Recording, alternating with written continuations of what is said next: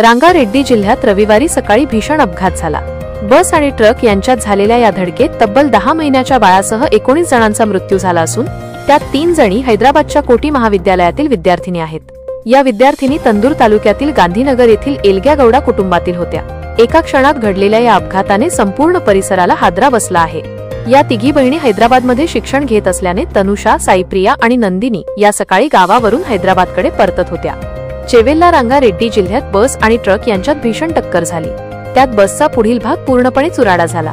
घटनास्थळीच या तिन्ही बहिणींचा मृत्यू झाला। अपघाताची बातमी कळताच गावात आणि कुटुंबात हळहळ पसरली। 3 बहिणींच्या अशा मृत्यूमुळे कुटुंबावर दुःखाचा डोंगर कोसळला आहे।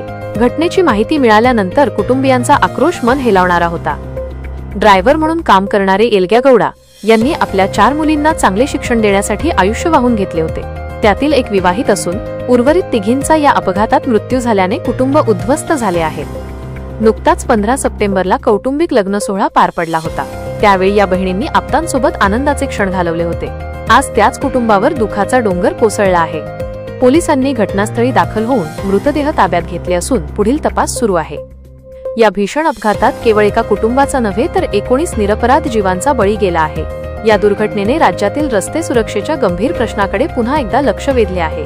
तेलंगणाच्या जनतेला हादरवून टाकणाऱ्या या घटनेमुळे प्रशासनावर वाहतूक नियंत्रण आणि सुरक्षा उपाययोजनांसाठी मोठा दबाव निर्माण झाला आहे।